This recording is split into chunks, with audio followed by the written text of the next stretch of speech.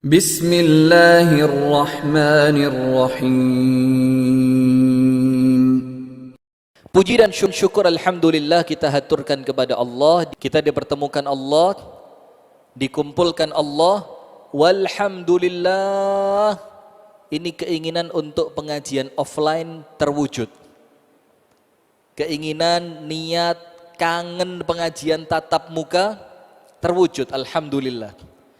Dan boleh jadi kemarin ketika sempat tertunda, tidak boleh pengajian seperti ini, boleh jadi apa? Karena kita kemarin lupa mensyukuri majelis semacam ini. Sehingga supaya kita ngerti nikmatnya kumpul seperti ini, oleh Allah dicabut dulu. Setelah dicabut, ternyata kita ngerti kangen pengajian, kangen kumpul di masjid, kangen mendengarkan ceramah secara langsung, tidak lewat YouTube, tidak lewat TV. Nah maka ketika itu mulai muncul, oleh Allah dikasih lagi nikmatnya. Supaya apa? Supaya kita ngerti ternyata nikmat seperti ini bukan nikmat yang remeh-temeh. Tapi ini merupakan nikmat besar yang patut untuk kita syukuri. Alhamdulillah. Maka malam hari ini kita bertemu dalam majlis yang mulia ini di Masjid Ar-Rayyan. Semoga apa yang kita amalkan, apa yang kita niatkan mendatangkan ridho dari Allah untuk kita bersama.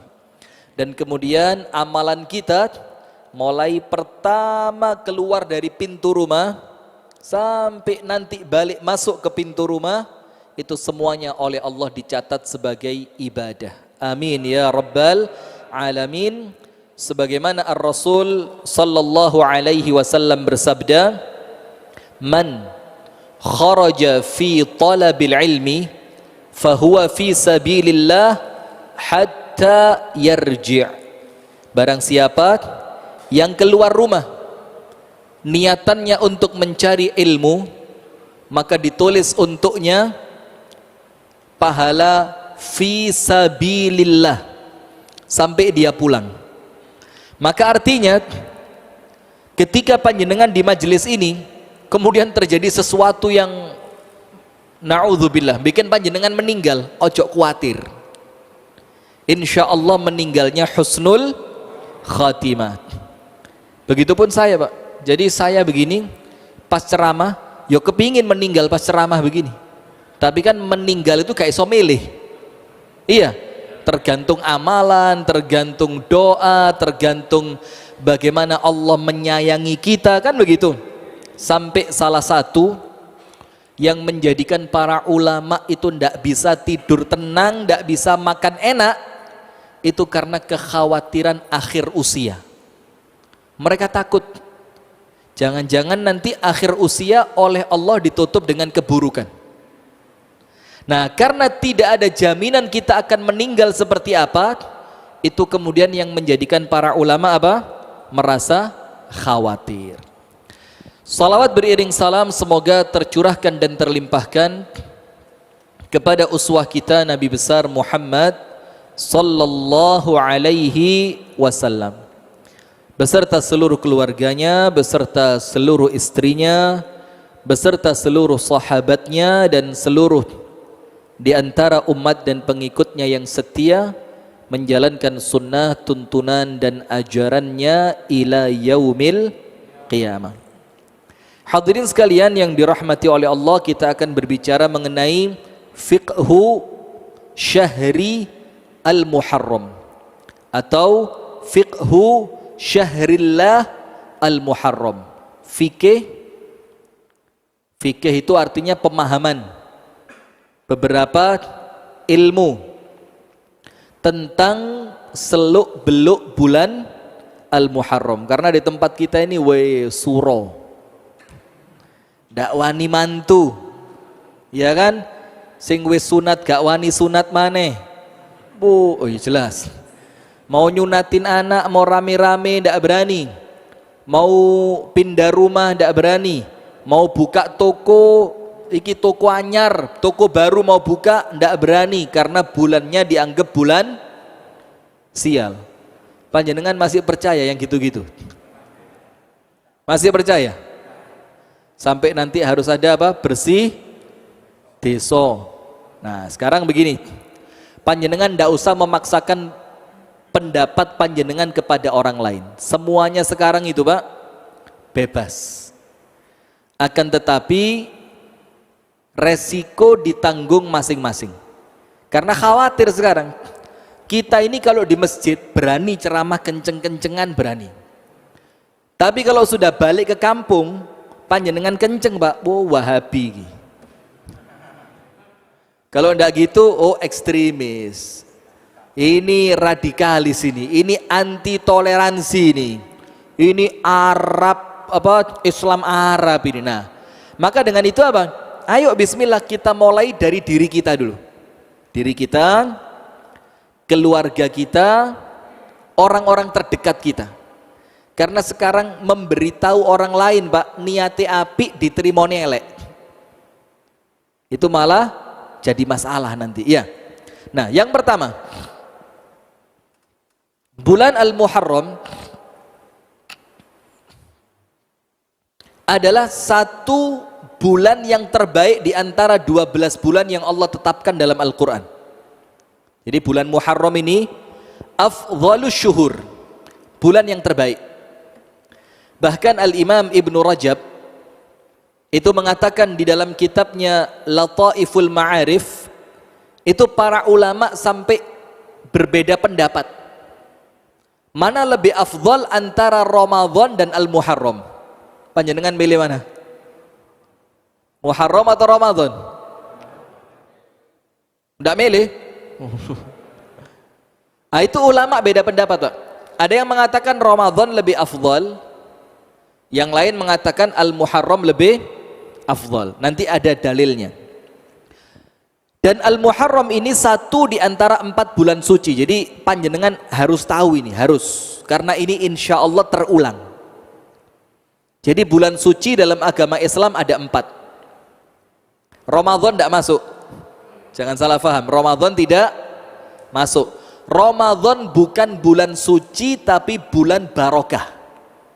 Syahrun mubarak. Itu Ramadan. Rasul katakan thalathun mutawaliyat. 3 bulan suci beriringan. Apa yang beriringan? Dzul Qa'dah, Dzul Hijjah, Al-Muharram. Wa Rajabu Mudhar, dan satu terpisah, yaitu bulan Rajab. Bulan apa?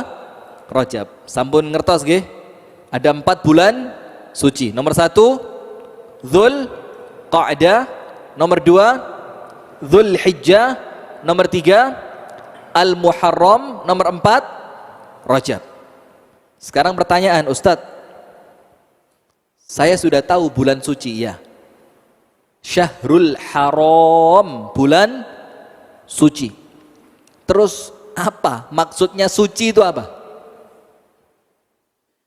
Kok berbeda dengan bulan yang lain? Kenapa? Apa bedanya? Salah seorang sahabat Nabi yaitu Abdullah ibnu Abbas, habrul ummah, tintanya umat Nabi Muhammad SAW. Kenapa dibilang tinta itu? Karena wongnya sangat pinter, cerdas.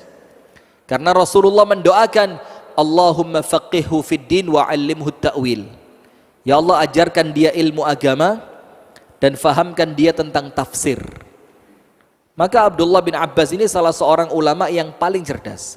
Sampai dibilang habrul ummah, tintanya umat Islam ini. Dia mengatakan radhiyallahu taala anhu wa ardahu, bahwasannya di bulan suci nomor 1 diharamkan memulai perang. Nomor 1. Jadi tidak boleh apa? Tidak boleh perang. Apa sejarahnya? Kok sampai perang dipenging itu? Ono apa ini? Seakan-akan di bulan yang lain gak dipenging. Di bulan yang lain, fadol, silahkan perang. Padahal perang itu kan tidak enak gitu. Kenapa perang kok mek petanggulan? Dzul Qa'dah, Dzul Hijjah, Al-Muharram, Rajab. Karena begini, Pak, panjenengan buka kitab judulnya Ar-Rahiqul Makhtum, Itu sejarah Nabi Muhammad sallallahu alaihi wasallam yang ditulis oleh Asy-Syaikh Shafiyur Rahman Al-Mubarakfuri. Ini orang India sana. Lah India atau Pakistan? India seingat saya. Sudah di sana dijelaskan, Pak, latar belakang orang-orang Arab jahiliyah. Salah satu yang paling menonjol itu apa? Senengani perang. Hobi perang itu. Jadi perang itu kayak gak perang kayak loro kabeh. Aduh. Gak perang rong wulan, gak enak awak ini. Itu orang Arab zaman dulu dan betul, Pak. Jadi jiwa petualang mereka itu, mereka kan sebagian tinggalnya nomaden. Masih paham nomaden ya? Jadi waktu kita sekolah dulu. Berpindah-pindah. Maka ketika mereka pindah ke tempat yang baru, ada orang tidak setuju, sikat, perang. Atau mereka ingin masuk ke kampungnya orang lain, perang. Karena kan sukunya banyak. Bukan negara, suku. Jadi suku ini lawan suku ini, itu perang terus. Karena Allah subhanahu wa ta'ala dengan turunnya agama Islam, itu ingin menjadikan suasana damai. Sama seperti ini, Pak. Ini mohon maaf ibu-ibu ya, Bu. Maaf ya, jangan salah paham.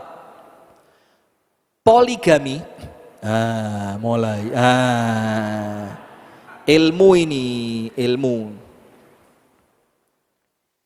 Itu memberi peluang laki-laki nikah sampai 4 atau membatasi hanya 4. Saya mau tanya, yang betul poligami itu ngelosno wong lanang rabi papat opo membatasi wong lanang ojo lebih toko papat? Ayo Bu, ibu-ibu aja yang jawab, laki-laki jangan. Bu, mempersilahkan untuk sampai 4 atau membatasi tidak boleh dari 4? Tidak boleh lebih dari 4. Bu, yang pertama apa yang kedua? Enggak dua-duanya ya apa sih? Ini saya ngomong hukum, bukan ngomong suami panjenengan. Begini, maka poligami itu dalam Islam itu bukan mempersilahkan wong lanang rabio papat, bukan. Tapi membatasi ojo lebih toko papat.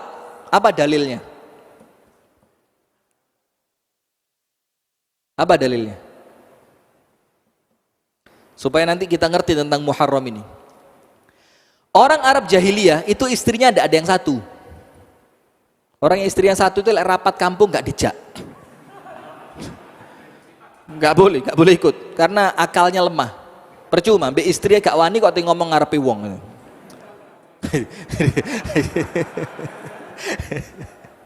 Sudah gini. Rata-rata istri mereka itu 10. Serius ini. Rata-rata 10. Ada yang kurang dari 10, ada yang lebih dari 10. Tapi diambil rata-rata berapa? 10. Ketika Islam turun, maka Islam itu membatasi. Menjadi boleh cuma berapa? 4. Maka poligami itu bukan menzolimi perempuan, tapi membelani panjenengan. Karena kalau tidak turun ayat ini, maka kebiasaan nikah lebih dari 4 itu akan berlanjut sampai sekarang. Maka Islam itu batasi, sama seperti budak. Oh, Islam ini agama perbudakan. Enggak. Karena perbudakan sudah ada sebelum Islam turun. Dan Islam justru ingin menghilangkan itu dengan cara apa? Ada denda dengan cara memerdekakan budak. Ada keutamaan orang yang memerdekakan budak. Itu Islam ingin membebaskan. Sampai ada namanya Ummul Walad yang itu tidak dikenal orang-orang sebelum Islam. Ummul Walad itu kalau budak perempuan digauli punya anak, dia bebas. Ini Islam, jadi jangan disalahkan Islamnya dengan perbudakannya, jangan nyalain Islamnya dengan poligaminya. Ini sudah ada sebelum Islam, Islam merapikan. Nah sekarang Muharram sama seperti itu. Wong Arab senengane perang. Bukan berarti Islam mikirnya meraih no perang mek petang ulan tok. Berarti 8 wulan kon perang terus. Bukan. Karena keadaan orang sebelum Islam tiap bulan perang, ketika Islam turun diatur 4 bulan ini jogon. Ojo perang. Nah, salah satunya bulan apa? Dzulhijjah. Kenapa Dzulhijjah diapit 2 bulan suci? Diapit Dzulqa'dah tidak boleh perang, dan diapit Al-Muharram tidak boleh perang karena musim haji. supaya orang yang berangkat ke Mekah menjelang bulan haram aman, dan orang yang pulang dari Mekah setelah bulan haram juga masih aman. Itu Islam.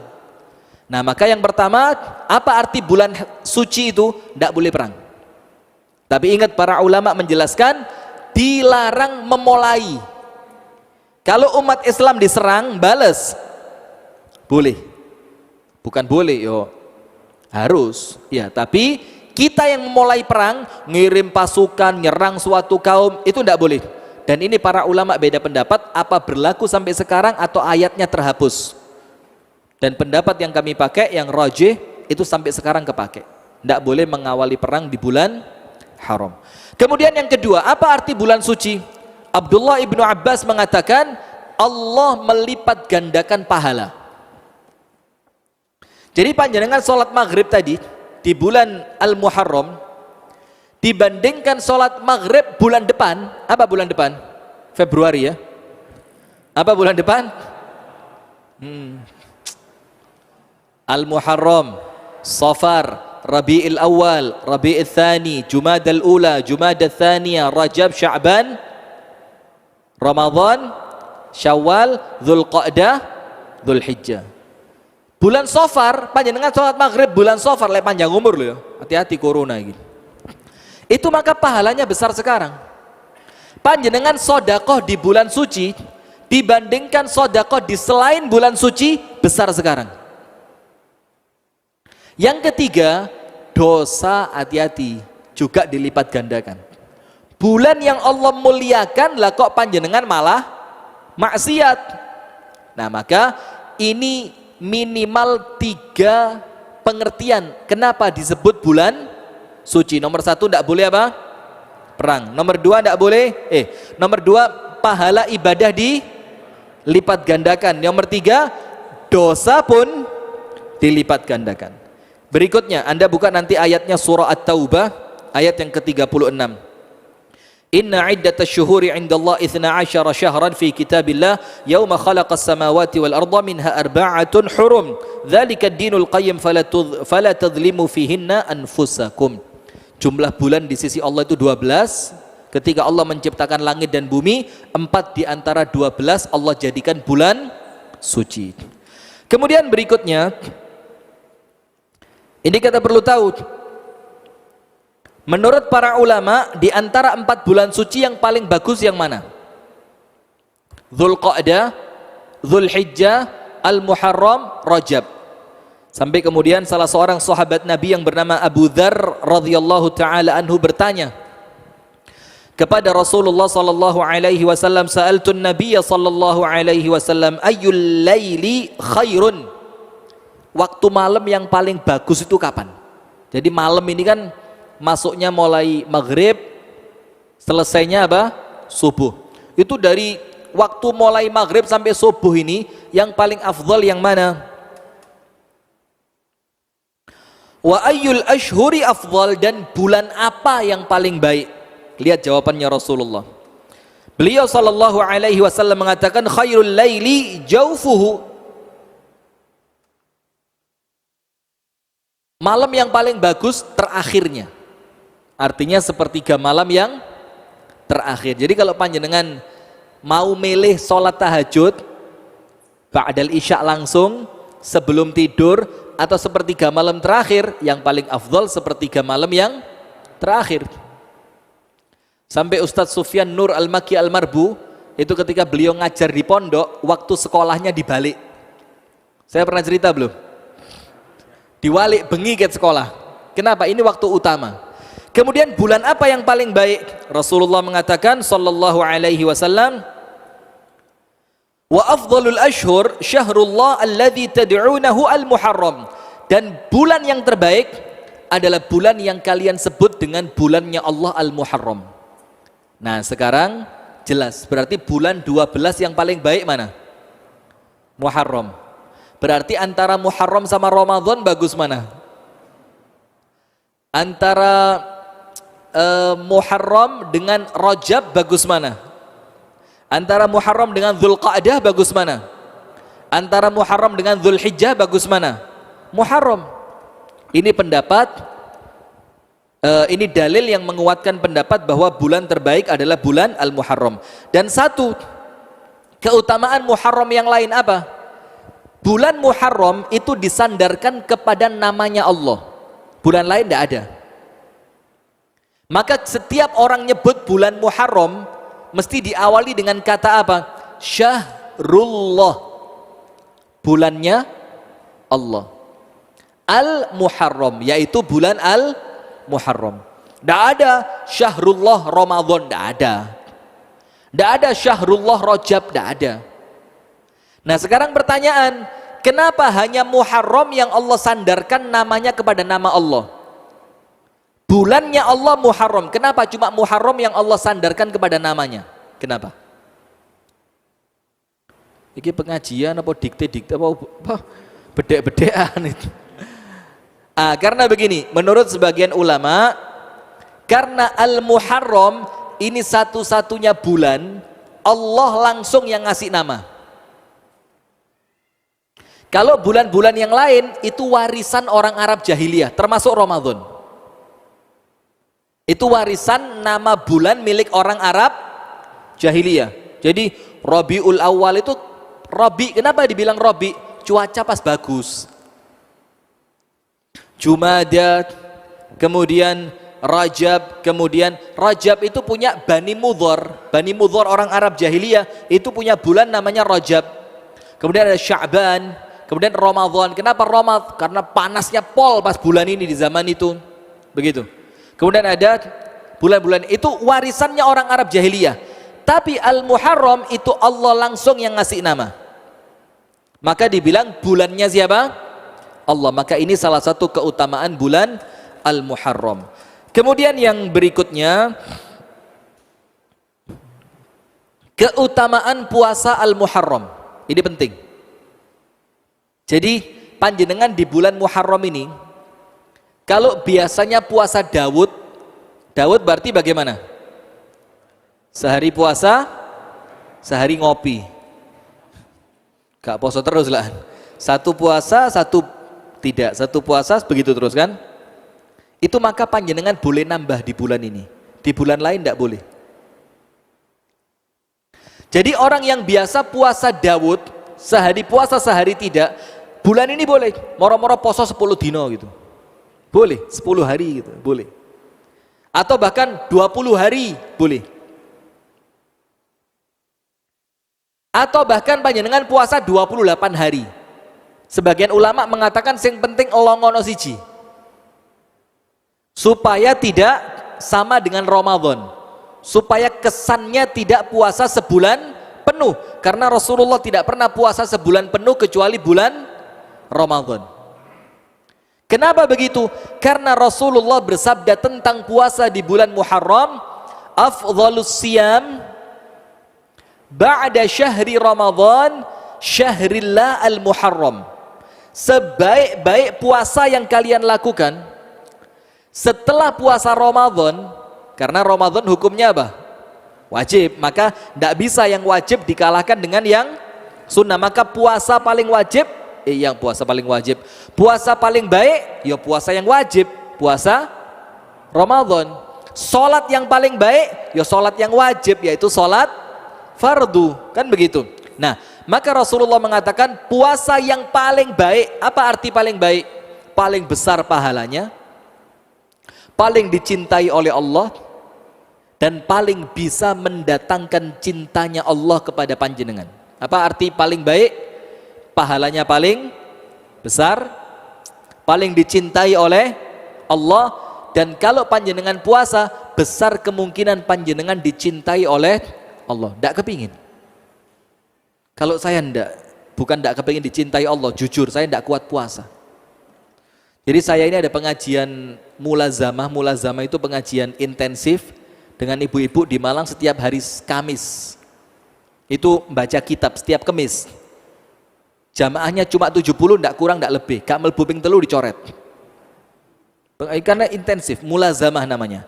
Itu kan setiap Kamis, dan saya kalau pengajian begitu saya bawa kopi. Saya sambil ngaji sambil, salah seorang ibu-ibu tanya, Ustadz, kok saya perhatikan tiap Kamis mesti ngopi terus? Kapan Senin Kemis? Saya bilang saya tidak kuat puasa. Saya tidak kuat puasa. Jadi kalau panjenengan tanya puasa sunnah saya, gak tahu belas, kecuali luru. Kalau ndak Arafah, Asyura. Wis luru ikut dok wis. Lainnya ndak kuat, karena kalau dipakai puasa, kepala saya ini sing buri ini kerasa kayak cekot-cekot. Dan kan Allah itu membagi kekuatan beramal beda-beda ya. Ya mungkin saya ndak kuat puasa, tapi ndak kuat tahajud, kan begitu. Kalau panjenengan mungkin kuat tahajud, ya kuat puasa. Jadi beda-beda Allah bagi amal itu. Nah, maka sekarang ini puasa yang apabila panjenengan amalkan, panjenengan dicintai sama Allah.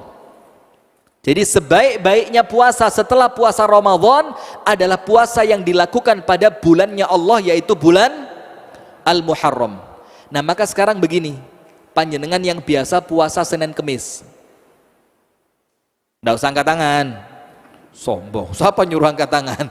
Panjenengan yang biasa puasa Senin Kemis, maka sekarang niatnya ditambah. Puasa Senin Kemis plus diniatkan puasa bulan suci Al-Muharram. Pahalanya double.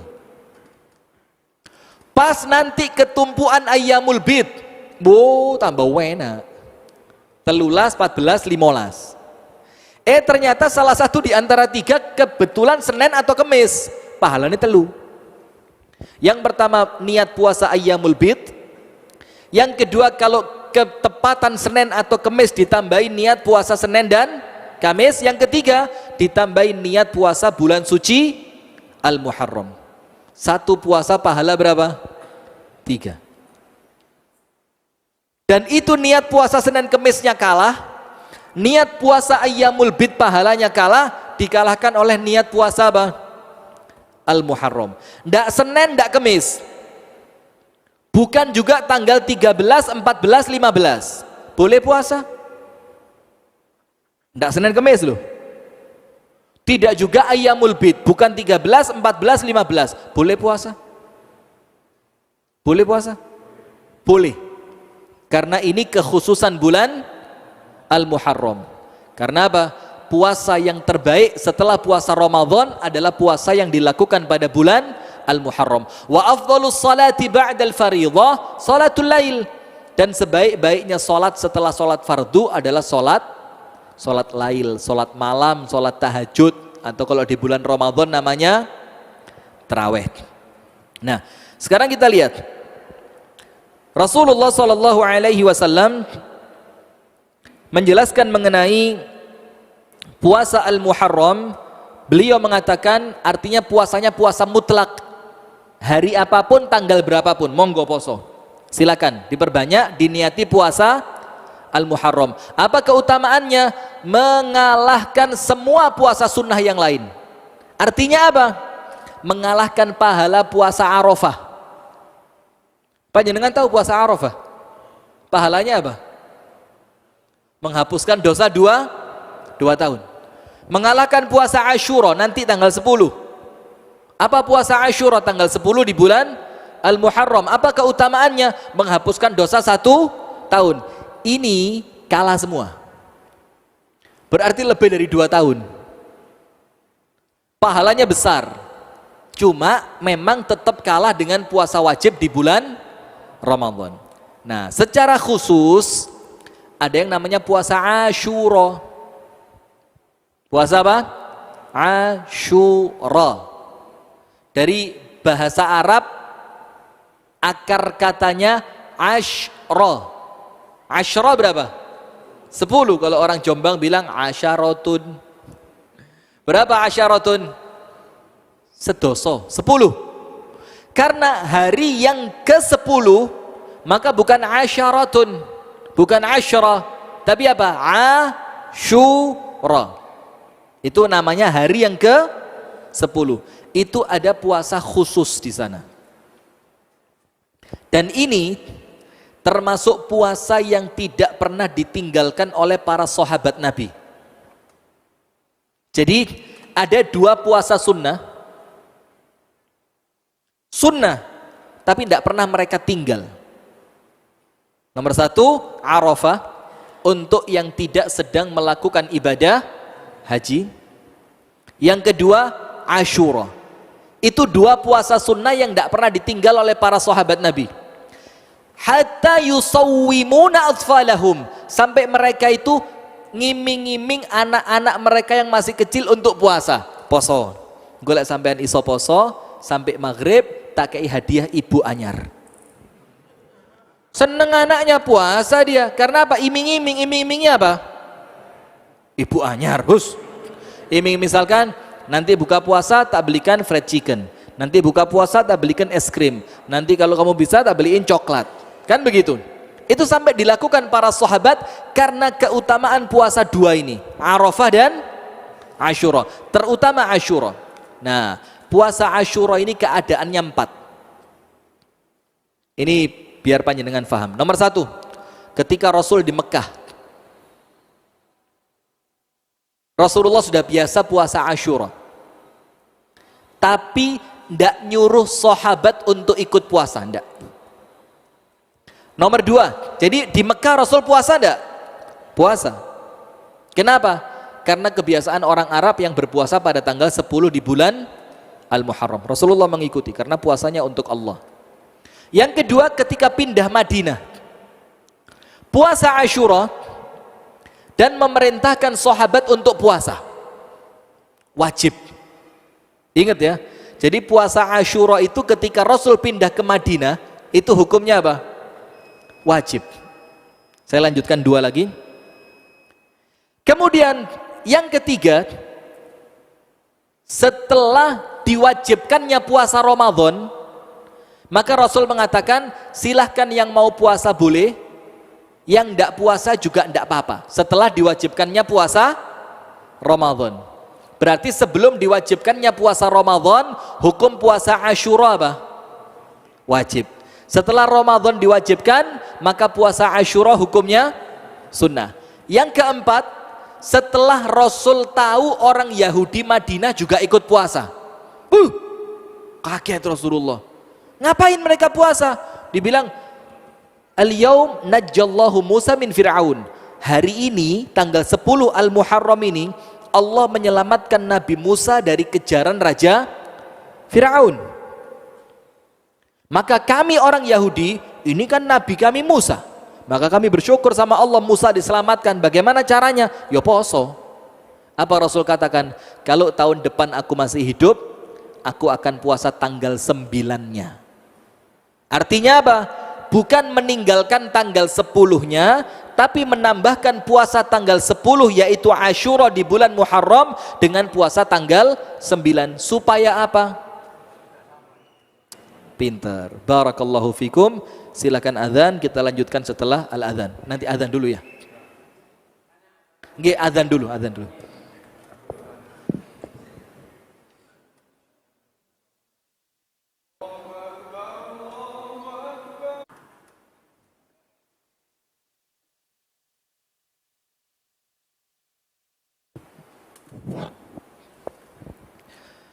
Bismillah, alhamdulillah, assalatu wassalamu ala rasulillah wa alihi wa sahbihi wa man walah wa ba'du. Nanti pertanyaan setelah materi selesai ya. Jadi saya khawatir apa yang antum tanyakan ternyata nanti terjawab juga di materi. Begini, di mana tadi yang mau tanya? Loh, enggak boleh tanya pori. Enggak ada, wudu mungkin ya. Begini. Jadi ada 4 keadaan puasa Asyura yang Rasul lakukan ya. Yang pertama, ketika masih di kota Makkah. Karena orang Quraisy puasa, Rasulullah puasa, tapi puasanya Rasulullah untuk siapa? Allah. Yang kedua, ketika sampai di kota Madinah, Rasulullah puasa Asyura plus mewajibkannya untuk para sahabat. Yang ketiga, setelah diwajibkannya puasa Ramadan, yang tadinya puasa Asyura hukumnya wajib, sekarang Rasulullah mengatakan hukumnya menjadi sunnah dan terjadi sampai sekarang. Dan yang keempat, ketika Rasulullah mengetahui orang Yahudi ikut puasa, maka Rasulullah tidak mau sama dengan mereka. Apa yang terjadi? Rasulullah mengatakan, la in baqitu la asumanna tasi'ah. Kalau tahun depan aku masih hidup, aku akan puasa tanggal sembilannya, puasa Tasu'a. Tapi artinya bukan meninggalkan Asyuranya, karena intinya ya puasa pada tanggal 10-nya. Tapi kemudian menambahkan tanggal 10 supaya tidak sama dengan puasanya orang Yahudi, ditambahi tanggal 9. Nah, ini ada penting di sini. Panjenengan tahu Umar ibnul Khattab Amirul Mukminin radhiyallahu taala anhu wa ardahum itu membuat tahun Hijriyah. Jadi yang dibikin bukan tanggal dan bulannya loh, enggak. Kalau tanggal dan bulannya wis ono ket lawas. Tapi itu tanggal dan bulan awal tahunnya, tahun satunya itu enggak tahu ikut siapa dulu. Maka Umar mikir, ini umat Islam, mana mungkin sesuatu yang terulang tiap hari, tanggal piro, papat, tahun piro, 1400 berapa? 1420, itu kan terulang tiap hari. Mantu tanggal piro, maka Umar tidak mau sesuatu yang terulang milik umat Islam ini, ternyata niru-niru orang non-Islam. Akhirnya Umar mengatakan begini, ayo kumpul, kita tetapkan saja, umat Islam harus punya tahun. Kapan tahunnya dimulai? Kita tetapkan tahun satunya umat Islam. Jadi tahun perdananya umat Islam itu ketika Rasulullah hijrah dari Mekah menuju Madinah. Panjenengan tahu kenapa tidak tahun dilahirkannya Rasul? Yang dipilih tanggal satunya itu loh. Kenapa? Sama dengan Nabi Isa. Saya tanya lagi, kenapa bukan tahun diutusnya Rasul jadi Nabi?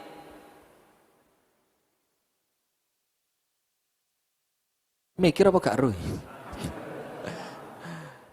Kenapa bukan tahun lahirnya Nabi? Nanti sama dengan orang-orang Nasrani yang menjadikan tahun mereka itu sama dengan orang-orang Nasrani mengikuti kelahirannya Nabi Isa. Kenapa bukan ketika diturunkannya wahyu? Enggak, kenapa? Karena saat itu belum merubah apapun. Tapi karena umat Islam ini umat kerja,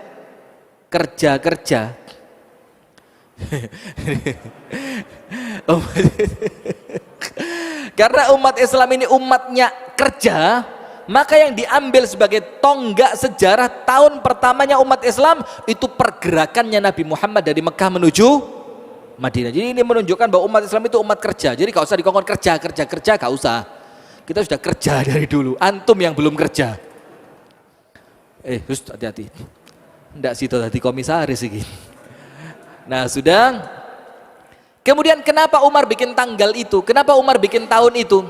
Karena Umar tidak ingin umat Islam sama dengan umat non-Islam. Sing duwe harga diri gitu loh kata Umar itu. Kita harus punya tanggalan sendiri, kita harus punya tahun sendiri. Maka akhirnya pada tahun itu sudah ada tanggalannya orang Cina, ada tanggalannya orang Persia, ada tanggalannya orang-orang Arab jahiliyah dengan hitungan mereka, tapi Umar tidak mau. Umar bilang kita bikin tahun sendiri. Kenapa? Mosok wong Islam tahun ini kok melok-melok wong kafir. Itulah kenapa saya kadang-kadang gemes kalau pengajian yang dipakai tanggalan Masehi. Kalau pengajian pakai tanggalan apa? Hijriyah. Ini fakhur, umat Islam itu bangga dengan ini. Maka mohon maaf, ada sebagian ulama yang mengatakan haram mengatakan selamat tahun baru Hijriyah. Ada yang mengatakan haram, ahlan wa sahlan, monggo ndak popo.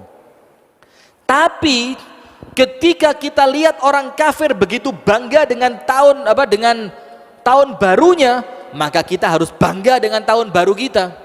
Maka kalau untuk saya pribadi, untuk menampakkan kebanggaan kita dengan tahun baru kita, pasang foto kita.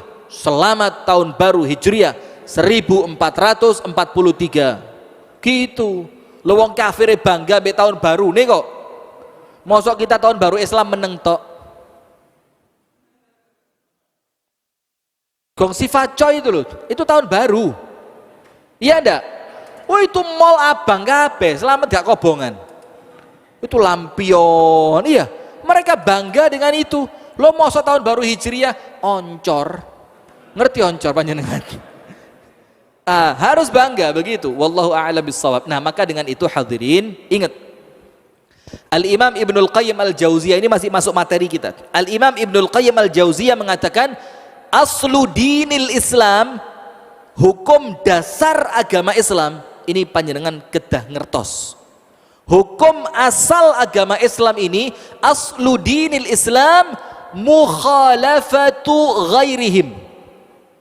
Mukhalafatu ghairihim, tampil beda dengan selain mereka. Itu umat Islam. Tapi ingat, tampil beda tidak sama dengan nyeleneh. Ini sekarang orang bingung mana tampil beda, mana nyeleneh. Liane nggih kelambi putih, kono nggih kelambi ijo. Liane nggawe ijo, kene nggih putih. Tidak boleh nyeleneh. Tampil beda dengan orang kafir. Nah, itulah kenapa salah satu hukum ada sunnah mencukur kumis, memanjangkan, ojo diwale. Oh, ini Jombang diwale. Mencukur kumis, memanjangkan jenggot. Ada sunnah lagi apa? Mewarnai jenggot yang sudah beruban. Karena Rasulullah bilang, karena orang Majusi tidak suka mewarnai jenggotnya, maka kalian warnai jenggot kalian. Kemudian ada larangan apa? Qaza tahu? Rambut yang model gogon, yang tengah kuandel, yang kanan kiri entek blas. Kalau kayak Mas Fajar bagaimana? Nah, itu kalau seperti Mas ini apa ini? Itu kan tengahnya kandel, itu kanan kiri tipis, boleh enggak? Itu yang di belakang kamera itu, boleh enggak? Enggak sama loh panjangnya. Kota amal jadi, astagfirullahaladzim. Kok anjo kota amal Pak Gatot, Pak Gatot. Yang seperti Mas Fajar itu boleh. Kenapa? Menyesuaikan bentuk kepala. Tapi yang dilarang qaza itu secara mencolok. Kue ini kuandel pol, kene entek blas. Dan qaza itu tidak mesti di tengah loh ya. Sama seperti anak kita waktu kita kecil kuncung. Itu qaza. Atau yang belakang tok kuncure duwowo ngarepin entek blas. Loh, Ustadz niki entek mboten sengaja niki botak. Oh ya wis. Nah, misalkan disengaja itu dikero habis belakangnya, itu qaza. Jadi memotong sebagian rambut dan membiarkan sebagiannya, itu namanya apa? Qaza. Panjenengan tahu kenapa qaza itu dilarang? Salah satu hikmahnya apa?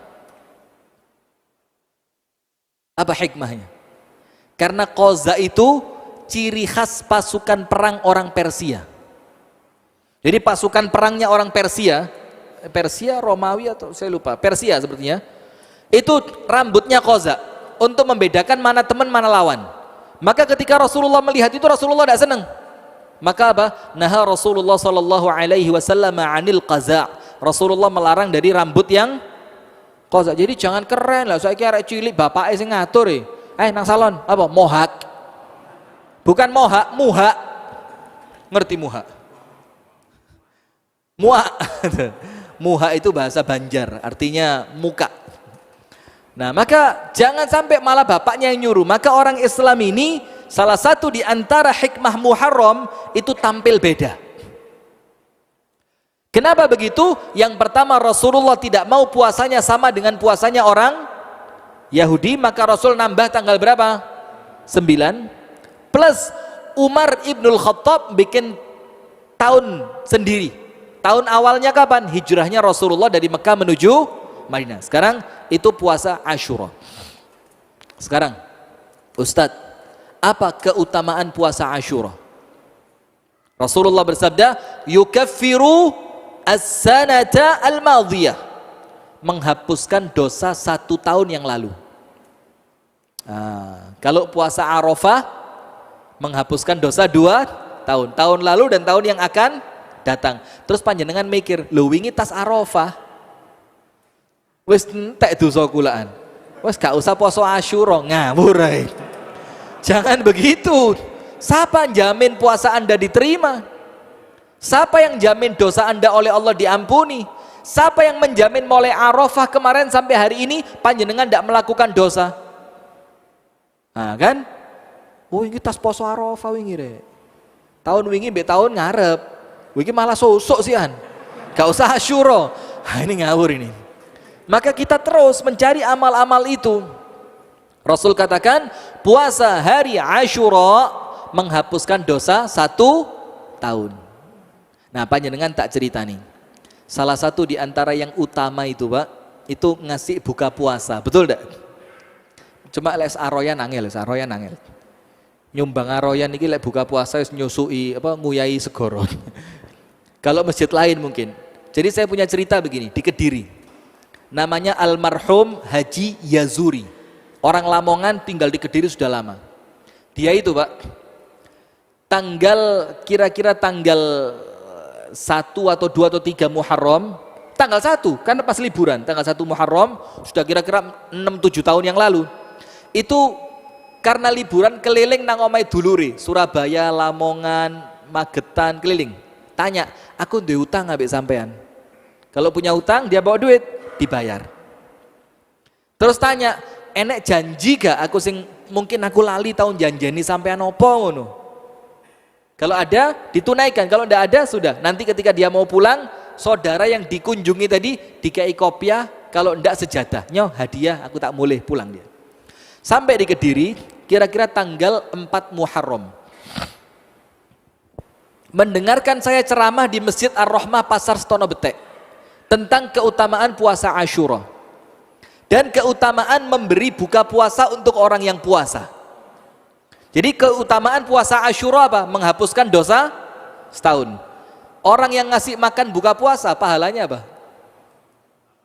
Mendapat yang sama seperti orang yang, kalau panjenengan ngasih 10 orang buka puasa, panjenengan diampuni berapa tahun? 10 tahun. Kalau panjenengan ngasih 20 orang berapa tahun? 20 tahun. Kalau yang sekarang umurnya 60, bayaran swidak wis. Entek swidak tahun gak duwe dosa. Sudah, maka kita semangati teman-teman di Kediri untuk memberi rebutan ngasih buka puasa. Dan subhanallah, Pak, di tempat kami sudah terlaksana. Ngei buka puasa Arafah dan Asyura itu rebutan. Sampai ada ibu-ibu pernah purik.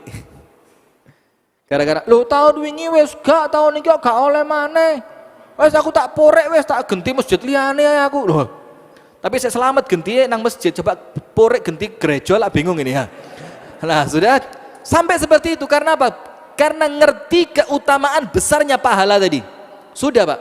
Haji Yazuri tadi yang saya ceritain, setelah dengar ceramah itu, tanggal 7 Muharram tuku kambing, beli kambing besar kambingnya, dikasihkan ke anak mantunya namanya Haji Sugeng. Geng, iki wedhus sopenono, engko tanggal 9 blend, tanggal 9 blend, tanggal 10 cek dimasak wong masjid gawe buka puasa Asyura. Subhanallah, itu tanggal 7. Tanggal 8-nya beliau meninggal dunia. Ya apa? Orangnya sudah di kuburan, amalannya masih tersisa dimakan orang. Dan yang makan orang ahli masjid, yang makan ahli puasa, yang makan ahli ta'lim, ahli ilmu. Wih, ini orang paling beruntung di dunia ini. Nah, maka seperti itu, Pak, wonge wis mati amalannya carry. Kepingin panjenengan? Wah, ayo. Dan enggak harus kambing, Pak. Sapi oleh. Loh kan begitu loh, mosok tambah entek, wong Islam kok tambah entek yo. Kan orang Islam itu apa? Ya enggak lah, kalau enggak kambing ya mungkin panjenengan potongin ayam, bagi ke masjid. Anda punya ikan di belakang rumah kan ada mungkin lele, nila, gurami, ya diangkat beberapa buat kirim ke masjid, ya 5, 6, 7 bungkus begitu kan, supaya dapat apa? Keutamaannya. Sekarang 3 cara puasa Asyura. 3 cara puasa Asyura. Nomor 1, seperti hadis Rasulullah, kalau tahun depan aku masih hidup, aku akan puasa tanggal berapa? 9. Maka Al-Imam Ibnul Qayyim Al-Jauziyah dalam kitabnya Zadul Ma'ad fi Hadyi Khairil Ibad, beliau mengatakan cara pertama, Asyura itu posone 2 dino, 9 sampai 10. Nah, coba berarti kira-kira nanti kalau harinya hari apa? Sekarang kan masuk 5 ya, besok itu 5. Rabu Kamis ya? Rabu dan pas Kemisnya kan tanggal 10-nya, itu niatnya double-double, Pak. Niat Asyura, niat Kemis. Masya Allah, dapat 2. Itu cara yang pertama, 9 dan 10. Cara yang kedua, dalam hadis yang lain dikatakan puasa yaumun qabla au yaumun ba'da. Karena Rasul tidak suka sama seperti orang Yahudi, maka Rasul bilang kalian puasalah 1 hari sebelumnya atau 1 hari sesudahnya. Dalam satu riwayat bukan atau, dan puasalah 1 hari sebelumnya dan 1 hari sesudahnya. Maka Imam Ibnu Qayyim mengatakan cara puasa Asyura yang kedua 9, 10, 11. Nanti panjenengan monggo pilih yang mana. Saya yakin milih yang paling enteng. Cara yang ketiga 10 dan 11. 10 dan 11, karena hadisnya tadi puasalah 1 hari sebelumnya atau 1 hari sesudahnya. Maka ada berapa cara? 3, 9 dan 10. Ini menurut ulama yang paling afdol. Yang kedua 9, 10, 11 luwe akeh, tapi ulama tidak bilang lebih afdol, padahal posone luwe akeh. Itulah Islam ini, Pak. Jadi afdolnya amal itu belum tentu banyak. Paham enggak? Yang ketiga 10 dan 11. Pertanyaan, Ustadz, poso tanggal 10 mawon angsal mboten? Oh, ibu-ibu angsal, males ketoro. 10 tok. Jadi bukan 9, 10, bukan 9, 10, 11, bukan 10 dan 11. Puasa tanggal 10-nya tok, boleh?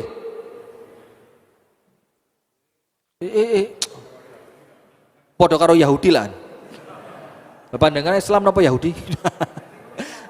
Oh, ini Ustaz. Cerdas panjenengan. Jadi begini, 10 saja para ulama sepakat boleh. Sepakat apa? Boleh. Keutamaannya kurang? Tidak. Tapi apa? Tarku al-aula. Apa tarkul aula itu? Meninggalkan yang lebih utama. Cuma ikut toh. Jadi dia kehilangan yang lebih utama. Paham nggih? Jadi nanti panjenengan insya Allah puasanya yang paling afdol Rebo dan Kamis. Rebo tetap walaupun tanggal 9 tapi niatnya puasa Asyura. Ditambahi 10-nya juga niat puasa Asyura. Apa keutamaannya? Menghapus dosa 1 tahun. Dan selain itu ada keutamaan besar menghidupkan sunnah. Nah, ini yang seperti ini, Pak. Saya mesti sampaikan setiap ceramah begini, ayo masjid-masjid kita itu leonok poso-poso semacam ini disemarakkan. Ini syiar. Tulis tanggal 9 Muharram kami mengadakan sahur bersama. Ahlan wa sahlan. Nanti malamnya dilanjutkan pengajian menjelang buka plus buka puasa bersama. Juga tanggal 10-nya. Begitu supaya apa? Semarak. Supaya pengusung keburukan itu kalah mbek semangatnya wong api. Sekarang ini lucu, wong elek promosi, wong api izin. Dadi wong api, saya tidak yakin panjenengan berani baca Quran di bis. Naik bis umum Bagong, Malang Jombang. Berani baca Quran? Berani? Izin. Mau ngaji kok izin. Ya ora iso kok. Tapi rokokan dek bis, izin. Izin? Samsu rek. Ngawur rek. Apa grendel?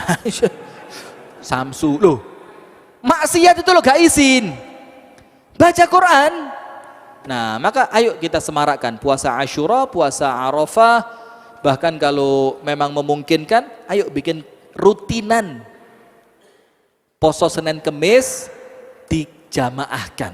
Nah, itu insya Allah mudah-mudahan berkah. Penutup terakhir. Ramadan apa? Al-Muharram, bulan sial. Muharram bulan sial. Ini Pak, bulan ini Pak, mudin istirahat. istirahat. Kene tanggapan blas. Amplop di rumah bakal bowo, gak kalong. Amplope woto. Pengen bowo rek gak ada sing ngundang. Kenapa? Ndak ada orang berani mantu. Nggih napa nggih? Kemarin bulan besar, itu mudin sedina oleh 5 iso iku. Itu bayaran 1 bulan, entek seminggu gawe bowo iso itu. Mantu kabeh. Kok alhamdulillah corona. Gak undang-undang malian ya. Jadi corona ini ono hikmah, Pak. Yang mau nikah irit-iritan alasannya corona. Maaf ya, cukup doakan dari tempat masing-masing. Padahal aslinya mau irit-iritan. Sudah, sekarang Muharram bulan sial. Ada ndak itu? Lihat, Rasulullah SAW mengatakan kepada kita, at-tiyaratu syirkun. Tiyaroh atau tatayyur itu apa? Syirik. Syirik itu, Pak, walaupun syiriknya syirik kecil, tapi dia adalah dosa besar. Sekali lagi ya, syirik itu walaupun kecil, tapi dia termasuk dosa besar. Kalau syirik besar, menjadikan orang itu murtad dari agama Islam. Faham? Nah sekarang, tatayyur itu syirik kecil. Contoh, ada tiba-tiba malam-malam burung kuak. Apa panjenengan bilang? Nek wong mati. Tatayyur. Menghubungkan suatu kejadian dengan kejadian yang akan datang. Tatayyur. Atau buka toko dino Selasa. Biyen salah lek buka rek. Buka Selasa, apes. Sawap ya rame. Nah, tatayyur. Apa namanya? Syirik. Atau gak oleh gawe sumur ngarep lawang. Ya mesti kejegur ya. Tidak boleh bikin sumur depan pintu. Kenapa? Gak hoki. Nanti nutupi rezeki. Tatayyur. Syirik. Nah kalau tatayyur pada bulan ini apa? Lek rabi sasi Muharram mesti susah uripe. Pindah omah sasi Muharram mesti rusak omai.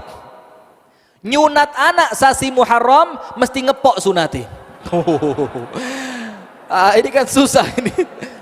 Intinya pokok Muharram itu sial semua. Hati-hati, ada syubhat. Mohon maaf ya Pak, saya sampaikan ya. Mudah-mudahan tidak jadi masalah. Karena insya Allah saya lihat panjenengan orang-orang yang sudah ngerti lah, orang-orang ahli taklim. Begini, ada salah seorang mubalek. Memang perawakannya rodok nyeleneh gitu loh. Rambutnya panjang. Itu ngomong begini, orang Jawa itu bukan tidak berani mantu di bulan Muharram, bukan kami menganggap bulan Muharram ini bukan bulan sial, bukan. Tapi kenapa kami tidak mantu? Begini, hati-hati Pak, ini syubhat yang dia masukkan. Di bulan Muharram ini cucunya Kanjeng Nabi dibunuh. Siapa? Sayyiduna Husain. Loh, mosok putune Kanjeng Nabi dibunuh? Kanjeng Nabi bersedih, lah kok panjenengan seneng-seneng mantu nonton orkes? Betul apa betul itu? Betul apa betul? Salah. Kalau panjenengan nganggep kesedihan Nabi, panjenengan tidak boleh seneng-seneng. Ada yang lebih percis, luwe pantep apa? Amul huzun, tahu? Tahun kesedihan. Yang belajar sejarah Nabi. Tahun kesedihan. Dalam 1 tahun Nabi ditinggalkan 2 orang tercinta. Yang pertama meninggal siapa? Ibunda Khadijah. Yang kedua meninggal siapa? Pamannya yang bernama Abu Talib. Itu saking sedihnya Rasul sampai dibilang tahun kesedihan. Dalam sejarah dibilang apa? Amul huzn, setahun sedih terus. Lah apa sampean gak setahun gak mantu-mantu ae? Kok mek saulan niku lho gak setahun menisan? Lho iki lho setahun Rasulullah sedih. Nah, artinya itu cara pendalilan yang salah. Nah, untuk orang Arab Pak, bulan sial ada apa enggak? Ada. Orang Arab jahiliyah itu punya bulan sial. Tapi bulan sialnya bukan Al-Muharram, tapi apa? Safar. Bulan apa? Safar. Kalau kita bilang Safar. Orang Arab kalau Safar tidak berani safar. Perjalanan jauh tidak berani. Orang Arab kalau bulan Safar tidak berani nyerang kelompok lain, khawatir kalah. Bahkan panjenengan tahu, mantu segala macam tidak berani, pindah rumah tidak berani. Bahkan kalau ada tanaman yang waktunya panen, tapi waktu panennya itu di bulan Safar, mereka rela itu tanaman rusak tidak dipanen. Saking kuatire sial. Ketika Rasulullah melihat itu, maka Rasulullah mengatakan apa? La syarra safar. Tidak ada keburukan apapun di bulan Safar. Artinya kalau panjenengan meyakini bulan Safar membawa kesialan, itu perbuatan apa namanya tadi? Tatayur. Tatayur hukumnya apa? Syirik. Nah, kalau orang Arab Safar, kalau orang Jawa Suro. Iya enggak? Sampai nanti ada acara bersih desa. Monggo, yang mau monggo. Tapi kami enggak. Kenapa?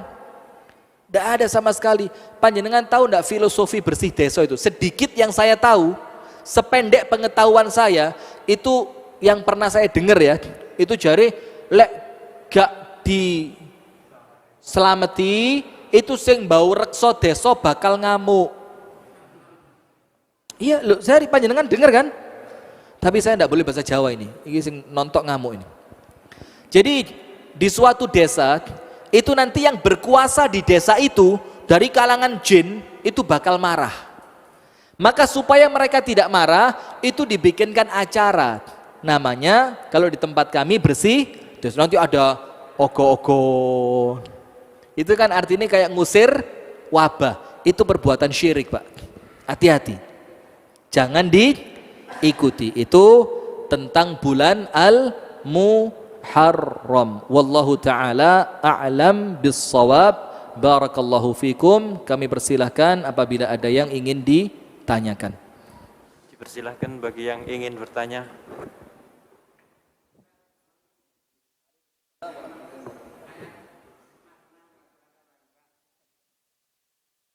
Yang dimaksud masna wa thulatsa wa ruba'. Ya, terima kasih. Assalamualaikum. Waalaikumsalam warahmatullahi. Panjenengan istrinya berapa?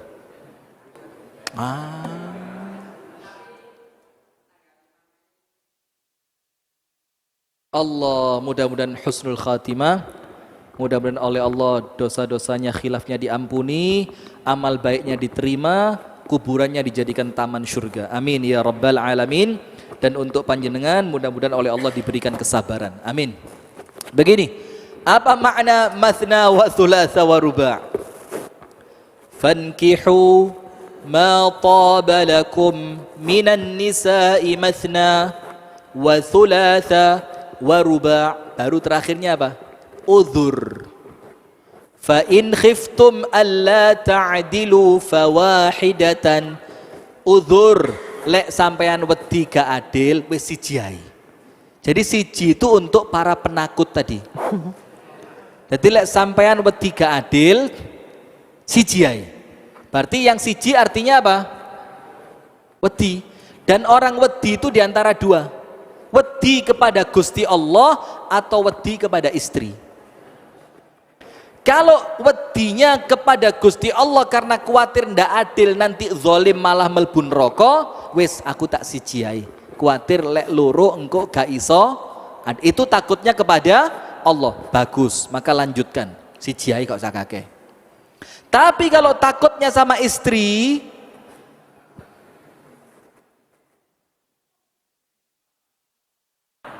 iya, aduh ada coba ada ibu-ibu tak terusno sama saya.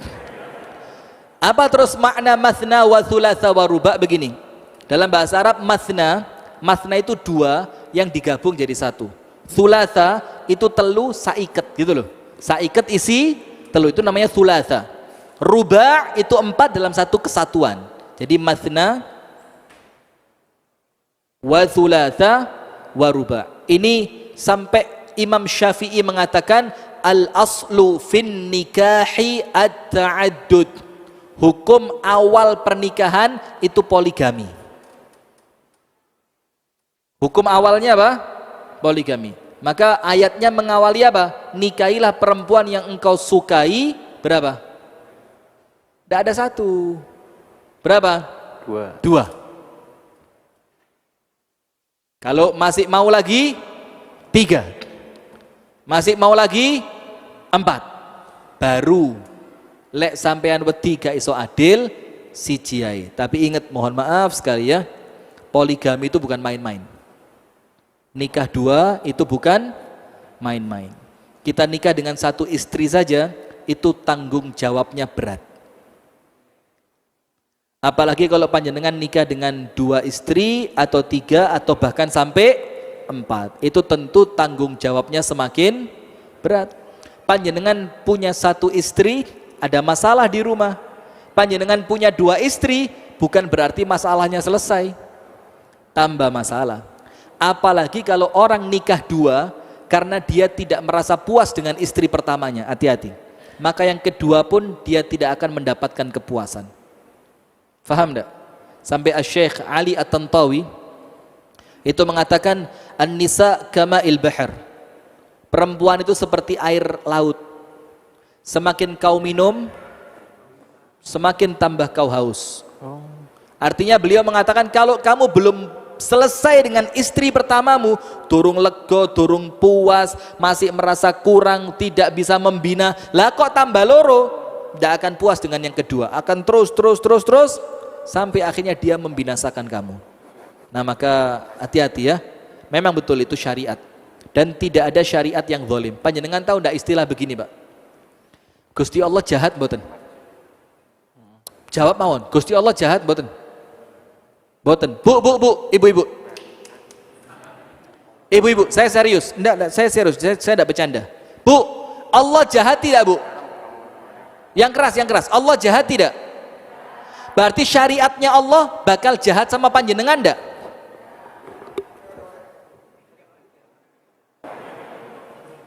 Bulet. Artinya hati-hati sampai kita meyakini Allah itu jahat. Jadi ketika ada orang di poligami, Allah jahat. Tidak ada. Allah itu Arhamur Rahimin, zat yang paling penyayang. Kalau sampean menganggap poligami itu menzolimi panjenengan, hati-hati. Tapi kalau panjenengan menganggap suami yang menzolimi, masih boleh. Tapi kalau poligaminya tidak boleh. Karena apa? Kadang-kadang yang salah bukan syariatnya, tapi siapa? Orangnya bersembunyi di balik kata syariat. Buku syariatku. Tahajud ya syariat. Oh bedo. Nah begitu ya. Wallahu ta'ala a'lam bissawab. Terima kasih. Assalamualaikum warahmatullahi wabarakatuh. Salam. Ustadz menambahkan tadi yang istrinya cuma 1 termasuk suami yang istiqomah Ustadz. Ikatan suami takut istri di rumah. Yang saya tanyakan Ustadz, tadi kan Ustadz menyatakan kalau kita memberi berbuka 10 orang, berarti kita 10 tahun dosa kita dihapus. Ini contoh aja, seumpama saya membawa 10 ke masjid, ternyata tidak ada yang berpuasa dimakan orang-orang yang tidak berpuasa, apakah tetap dapat 10 tahun? Yang saya tanyakan itu saja. Assalamualaikum warahmatullahi wabarakatuh. Waalaikumsalam warahmatullahi wabarakatuh. Ini pertanyaan bagus juga ya. Jadi begini, wes niat dari rumah bawa 10 bungkus, bakal nanti ngasih untuk orang buka puasa Asyura. Harapannya kalau dia setahun diampuni, saya kumpulkan 10 orang, mudah-mudahan saya diampuni selama 10 tahun. Masuk musola, sing mangan kalau sing poso.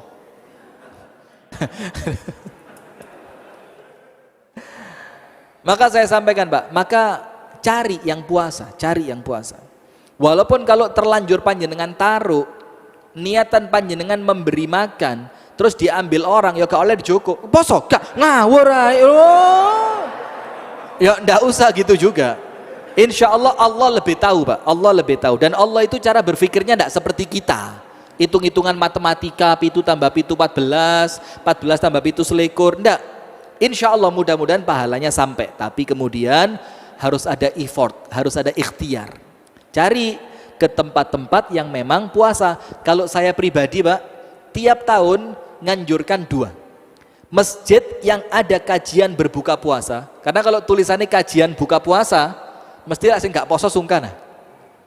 Ya boleh isine wis ilang ya mbubuhan. Yang kedua, yang pasti insya Allah dapat pondok pesantren yang mewajibkan santrinya puasa. Dan insya Allah pondok lebih afdol kalau saat ini. Datang ke pondok, kasih makan santrinya untuk buka puasa. Dan kadang-kadang teman-teman itu berpikirnya cukup picik. Kenapa itu? Kau wabe ngei buka kan sing ngei sahur. Insya Allah Pak, ngasih sahur sama. Kenapa? Makanan sahur Anda itu dipakai dia beribadah selama dia hari itu puasa. Betul enggak? Jadi ya sama, panjenengan yang ngasih bensinnya, maka kemana mobil itu pergi panjenengan dapat pahalanya. Panjenengan yang ngasih makan sahurnya, maka tenaga yang dihasilkan oleh nasi yang dia makan ketika sahur, dibikin sholat zuhur, sholat duha, sholat asar, baca Quran, ngaji menjelang berbuka sampai buka puasa, insya Allah pahalanya juga sama. Wallahu ta'ala a'lam bisawab. Cuma tetap ikhtiar. Cari tempat-tempat yang memang orangnya puasa. Wallahu ta'ala a'lam bissawab. Assalamualaikum. Ustaz, ana mau tanya masalah ritual yang pernah terjadi di Mesir. Zamannya Sayyidina Umar kalau tidak salah. Apa itu kejadian benar dan ana kepingin tahu detailnya Ustaz. Al-Afu, tolong. Apa ritualnya, Pak? Yang masalah di Mesir yang buang anak atau buang apa yang untuk Sungai Nil. Zamannya Amr bin Yasir kalau tidak salah. La wallah ana belum pernah dengar sama sekali itu. Wallahu a'lam bishawab. Dia buang anak untuk sungai atau kayak sesajen gitu mungkin iya. Ya. Lah ana belum pernah dengar. Sayyidina Umar tulis di kertas atau apa? Ana belum pernah dengar sama sekali. Al-afu. Baik, ini ada pertanyaan dari jamaah perempuan. 2 pertanyaan. Yang pertama, jangan poligami. Oh ya. Iya. Ustadz, apakah ada bacaan khusus untuk menyambut tahun baru Islam atau doa khusus? Yang pertama. Yang pertama dulu ya, tak jawab dulu. Nah, ini pertanyaan bagus juga. Saya sudah niat nyampaikan tapi qadarullah hilang di pikiran saya. Begini. Mengenai ritual yang akhir-akhir ini mulai marak, yaitu apa? Doa awal dan akhir tahun. Nggih. Doa akhir dan awal tahun. Itu biasa dimulai jam 5 sore nanti dibaca sampai adzan maghrib. Ba'dal maghrib ada doa awal tahun. Begini, berdoa itu ibadah. Doa itu apa? Ibadah. Panjenengan mengakhiri tahun dengan amal baik, tidak ada yang melarang.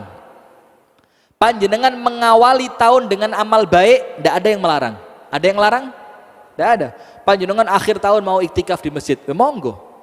Oh, supaya awal tahun ini saya buka dengan kebaikan, saya mau awal tahun saya berazam baca 1 juz Al-Quran. Boleh?